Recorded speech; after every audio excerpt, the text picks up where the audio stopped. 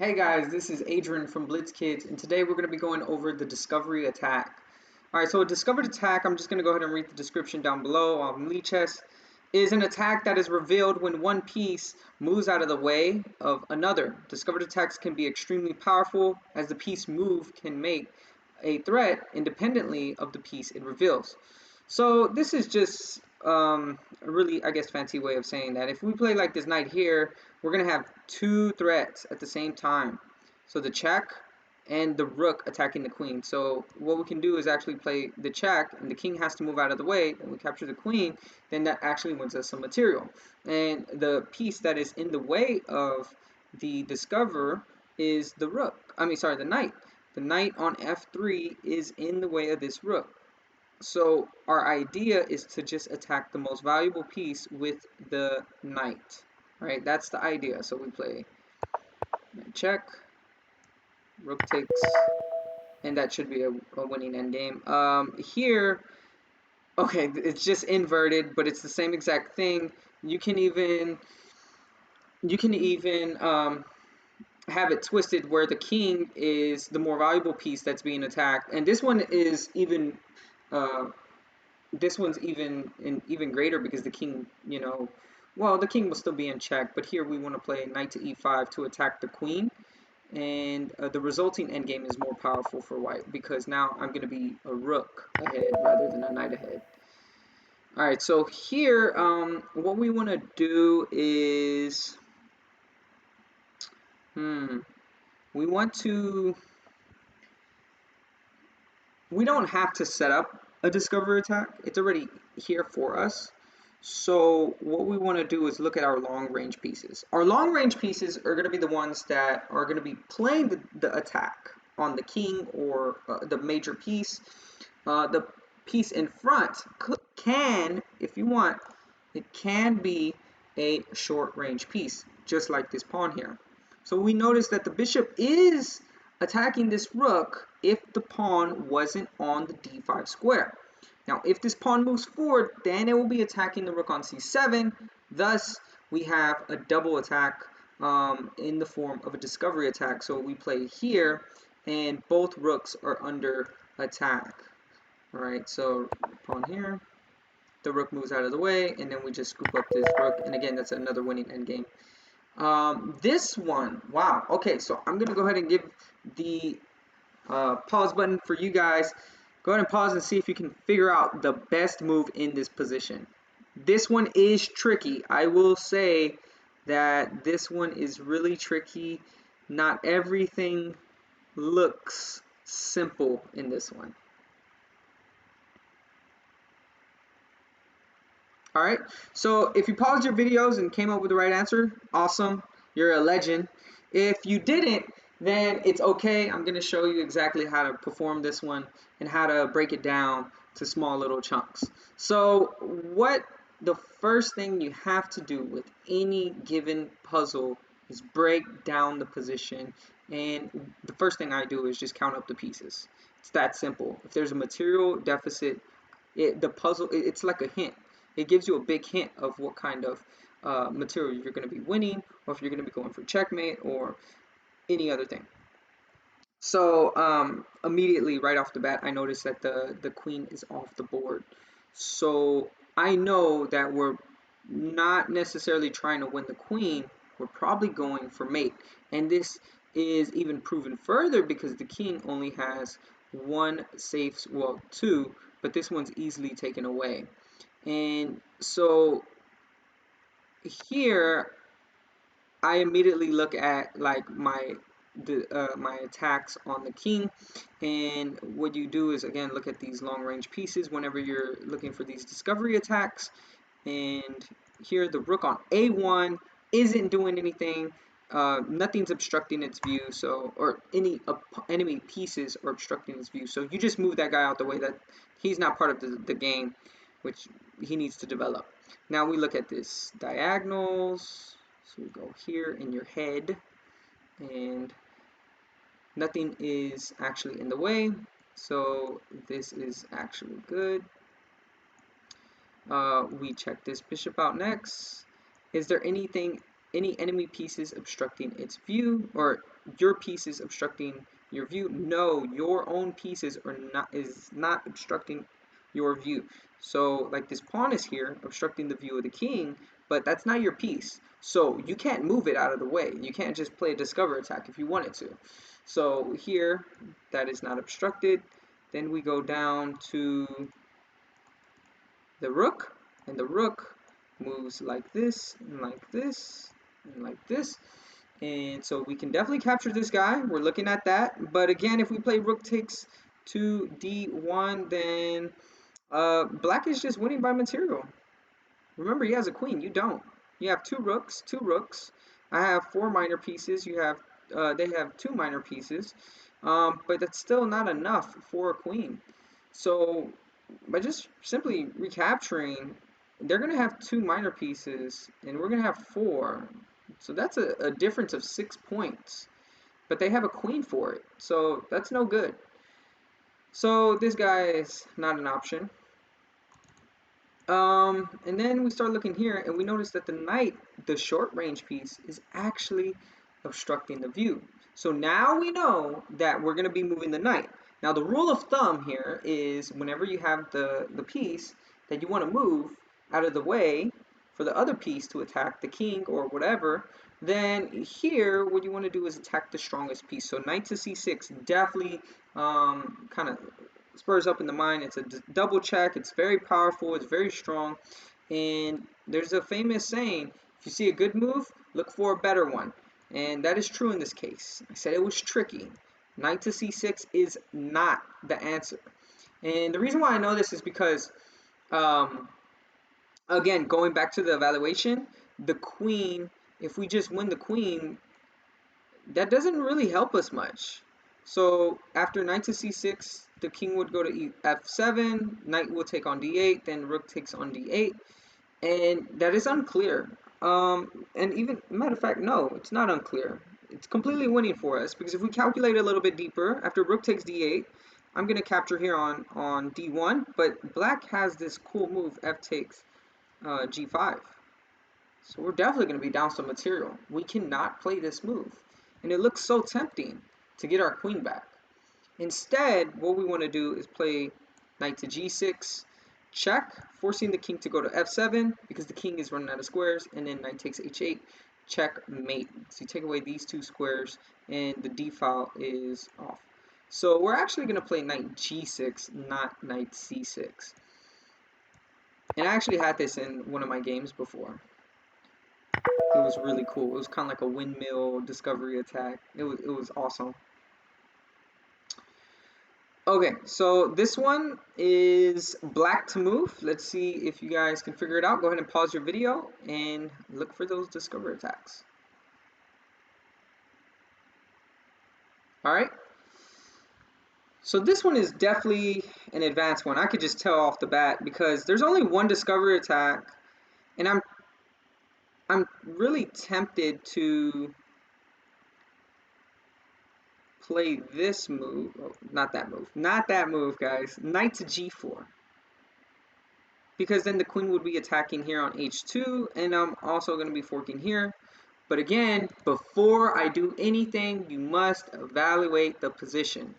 So we have queen, queen. 1, 2, 3, 4 minor pieces. 1, 2, 3, 4 minor pieces. We have 1, 2, 1, 2 rooks. I have 1, 2, 3, 4, 5, 6 pawns. He has 1, 2, 3, 4, 5, 6 pawns, so it's actually equal here. So if I play knight g4, because again, this is the only bishop that is unopposed. Everything else is clear. And this one can play a discover attack too, but if the knight moves, I mean, the bishop isn't really attacking anything valuable. I mean, the pawn on h3 is already protected, so this is automatically out, and everything else is clear. The queen is clear, the rooks aren't developed, so it has to be with this bishop going along this diagonal. The problem here is that if we play knight to g4,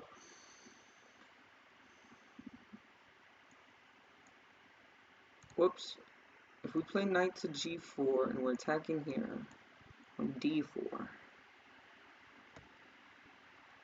if we play something like bishop takes g7 as black, then black can play queen takes h2, and that would be checkmate. So that's not going to be the response. But after knight to g4, let's say h takes g4. Well, it would actually be probably knight takes g4. But let's just pretend h takes g4. Then I play bishop takes d4 check, king to h1. And then I play bishop takes on a1. Now the problem is queen takes a1. And I know you guys are like, well, wait, doesn't that win material? It actually does. I don't like it too much though. And the reason why, guys, is because you have to understand that the value of your pieces, you know, whenever we say, oh, queen's worth 9 points, a rook is worth 5 points, a bishop's worth 3, and so on and so forth, those are general values. Whenever you fianchetto your bishop like this, you put it on g7, and then you castle your king on the king side, you have to think about the positional concessions that you're giving your opponent. If he's going to have a queen here, then he could utilize these dark squares because I traded off this bishop for this rook here. So I don't know how good that is. That is to be under consideration. So I'm going to follow that rule. If you see a good move, look for something better. That one was an okay move. It's not horrible. It will win us some material. But then again, our opponent gets an imbalance. He gets some compensation for it. So I'm going to just temporarily look for something else. Something I didn't calculate is knight takes e4.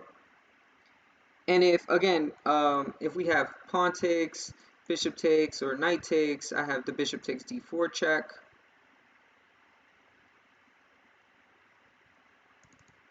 And if knight takes here, bishop takes g7.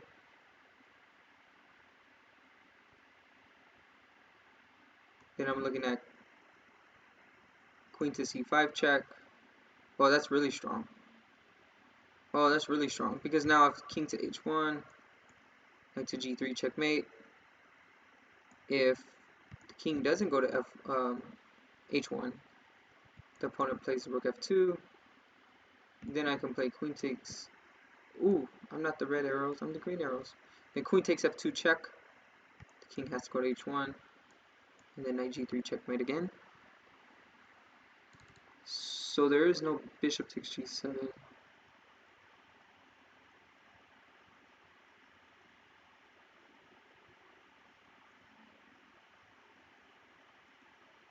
See, with knight g4 we don't win that pawn, but with knight takes e4 we do win the pawn. So actually knight takes e4 is better. Yeah.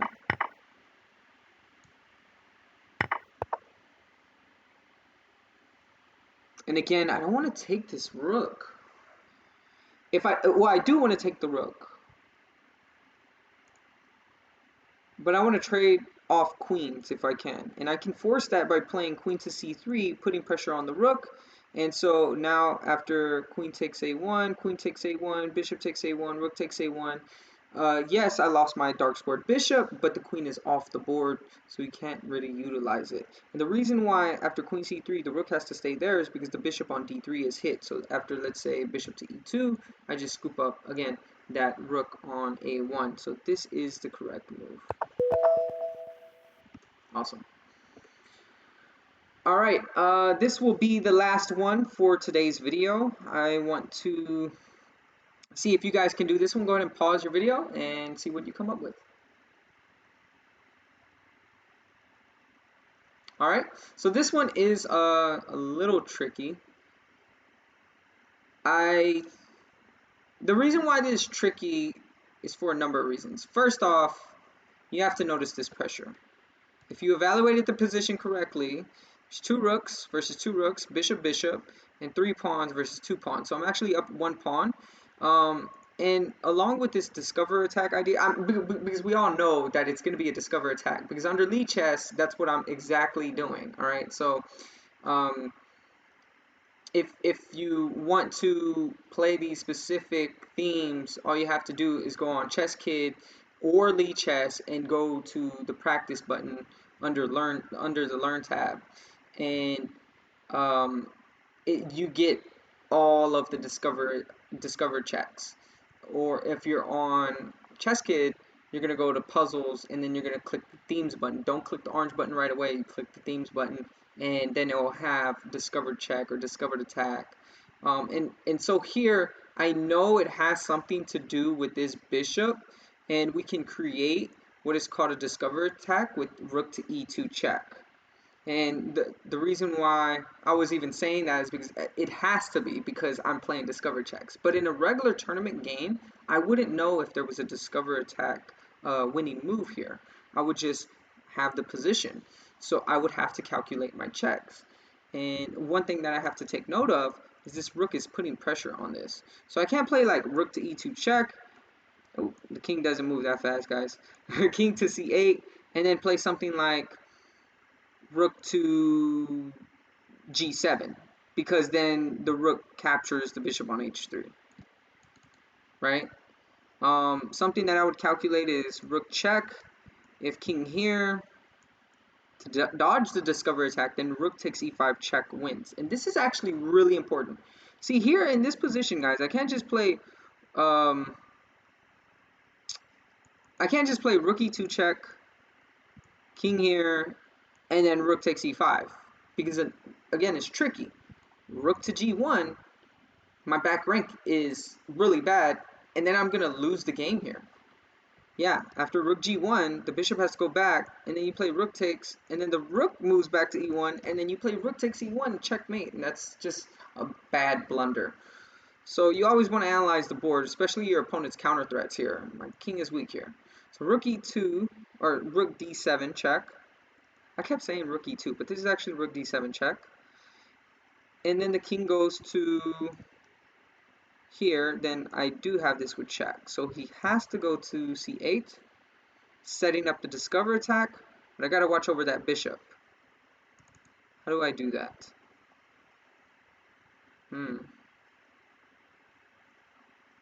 Oh, okay. So here, the rook is on d7. Enemy king's here. I can actually play this check because the rook has pressure on h3, but this is the only rook that can capture on h3. So after check, rook takes h3, then I come down and play rook takes f2, then the bishop captures here on d3, and I still have a better endgame because the king is extremely weak, and I can actually go right back to the 7th rank, and then I'll be okay. I'll start creating some checkmate threats. So I just double check. 7, check. Is there any other moves? Let me look for something better. So that's good. That's my backup. That's my backup plan. Rook to d7 check. King to c8. If I play rook to c7 check, the rook cannot capture on h3 because that's double check with the rook and the bishop. King goes to b8. The king can also go to d8. b8. Rook takes e5 again. They have this checkmate.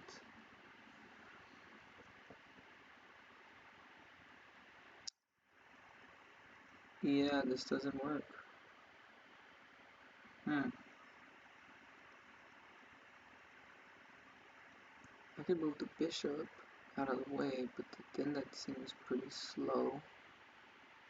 I can't move the pawn forward to threaten that because the bishop has pressure here. So check afterwards, check. This is going down the rabbit hole. Yeah, this is losing the thread here, so that's not the move. Yeah, rook to d7, guys. Rook to d7, and then now rook to f7, and rook takes f2. Very good. Gave me the thumbs up. All right. Well, I'm gonna go ahead and end it here, and you guys have a awesome day, and don't forget to practice those skewers. All right. Peace.